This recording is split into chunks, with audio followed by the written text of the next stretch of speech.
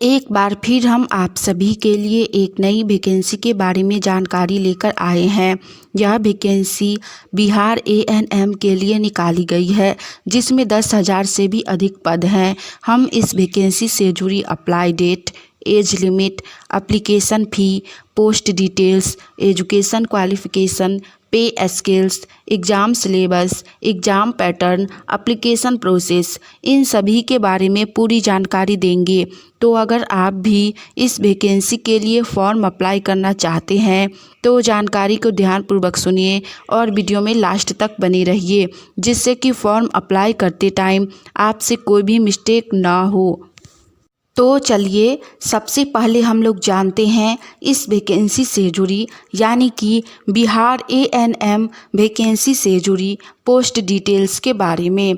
इस वैकेंसी के अंतर्गत टोटल 10,709 पदों पर बहाली निकाली गई है। जी हाँ, 10,000 से भी अधिक पद पर एएनएम के लिए बहाली निकाली गई है, जो कि बहुत अधिक है। आज से पहले बिहार में एक साथ 10,000 पदों के लिए बहाली एएनएम में कभी भी नहीं निकाली गई थी। पहली बार 10,000 से अधिक पदों पर बहाली निकाली जा रही है। तो जो भी लोग फॉर्म भरिएगा उनका जॉब होने का बहुत अधिक संभावना रहेगा। तो जो भी लोग इस वैकेंसी के लिए एलिजिबल हैं, बिहार से हैं, वो लोग फॉर्म अप्लाई ज़रूर कीजिए, क्योंकि इस वैकेंसी के अंतर्गत जॉब भी आपको बिहार राज्य में ही होगा, यानी कि अपने ही राज्य में आप लोगों को रोजगार दिया जाएगा।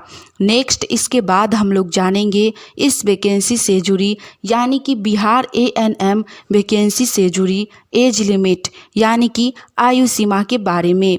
इस वैकेंसी के अंतर्गत मिनिमम एज यानी कि न्यूनतम उम्र 21 वर्ष रखी गई है। जनरल कैंडिडेट के लिए मैक्सिमम एज यानी कि अधिकतम उम्र 40 वर्ष, बीसी ईबीसी फीमेल के लिए भी 40 वर्ष रखी गई है और एससी एसटी फीमेल के लिए एज लिमिट 42 वर्ष रखी गई है। यानी कि इस वैकेंसी के अंतर्गत जिनका भी एज 21 वर्ष से लेकर 42 वर्ष के बीच है वो लोग फॉर्म अप्लाई कर सकते हैं, वो लोग इस वैकेंसी के लिए एलिजिबल हैं। इस वैकेंसी में एज लिमिट बहुत अधिक है, तो जिनका भी एज अभी बचा हुआ है वो लोग फॉर्म अप्लाई ज़रूर करें। नेक्स्ट इसके बाद हम लोग जानेंगे इस वैकेंसी से जुड़ी पे स्केल्स यानी कि पर मंथ सैलरी के बारे में, मासिक वेतन के बारे में। यह वैकेंसी एएनएम के लिए निकाली गई है, जिसमें पर मंथ यानी कि प्रति माह गवर्नमेंट की तरफ से आपको 5200 रुपये दिए जाएंगे, प्लस में 2400 रुपये मासिक भत्ता दिया जाएगा।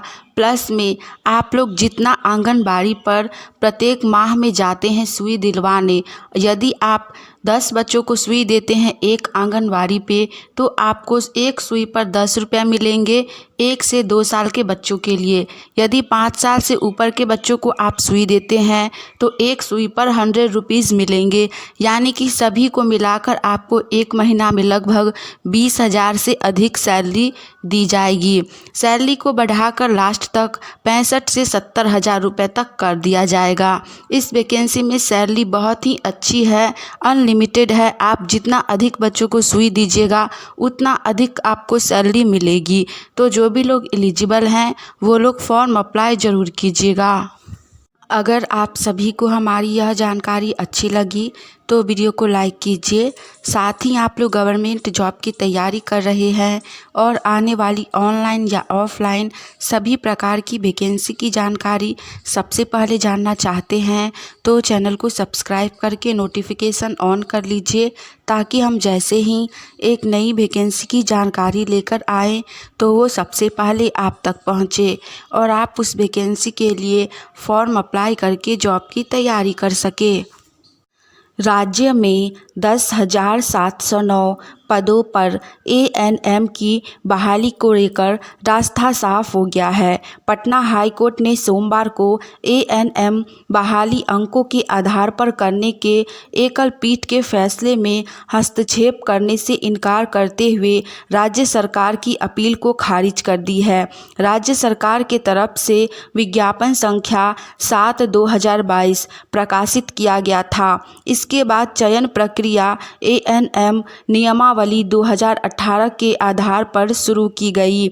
इसी बीच राज्य सरकार ने नियमावली में संशोधन कर लिखित परीक्षा के आधार पर बहाली करने का नोटिस जारी किया। इस नोटिस को वैधता को हाईकोर्ट ने चुनौती दी। इसके तहत होने वाली बहाली की प्रक्रिया पुराने तरीके से ही की जाएगी, यानी कि अब जो नया नोटिस आया था एएनएम के लिए उसमें रिटन एग्जाम होता, लेकिन हाई कोर्ट ने इसे खारिज कर दिया गया है और अब एएनएम की जो बहाली होगी इसमें किसी भी प्रकार का कोई भी एग्ज़ाम नहीं लिया जाएगा। सिर्फ मार्क्स के बेसिस पर, सिर्फ अंकों के आधार पर, यानी कि मार्क्स के बेसिस पर सिलेक्शन किया जाएगा।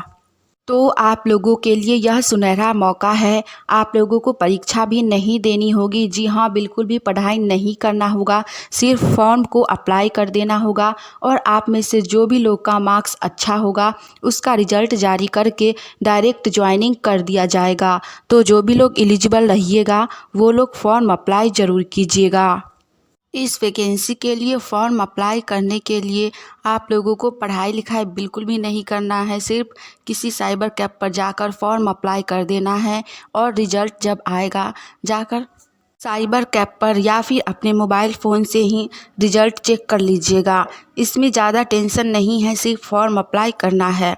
लास्ट हम लोग जानेंगे इस वैकेंसी से जुड़ी एजुकेशन क्वालिफ़िकेशन यानी कि शैक्षणिक योग्यता के बारे में, एलिजिबिलिटी क्राइटेरिया के बारे में।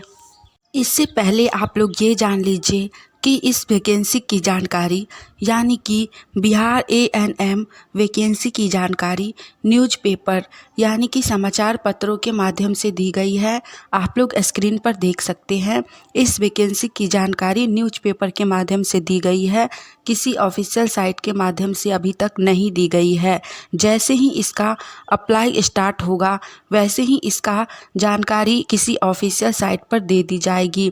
अभी फॉर्म अप्लाई स्टार्ट नहीं हुआ है। आप लोग फॉर्म अप्लाई करना चाहते हैं तो चैनल के साथ जुड़े रहिए। जैसे ही इसका अप्लाई स्टार्ट होगा हम आप सभी के साथ एक नए वीडियो में जानकारी शेयर करेंगे। चलिए लास्ट हम लोग जानते हैं इस वैकेंसी से जुड़ी एजुकेशन क्वालिफ़िकेशन यानी कि शैक्षणिक योग्यता के बारे में। यह वैकेंसी बिहार एएनएम के लिए निकाली गई है, यानी कि बिहार महिला स्वास्थ्य कार्यकर्ता के लिए निकाली गई है, जिसके लिए क्वालिफ़िकेशन बीएससी नर्सिंग या फिर मिडवाइफरी रखी गई है। तो जो भी लोग बीएससी नर्सिंग किए हुए हैं या फिर मिडवाइफरी किए हुए हैं वो लोग इस वैकेंसी के लिए फॉर्म अप्लाई कर सकते हैं। हमने इस वैकेंसी से जुड़ी सारी जानकारी दे दी है।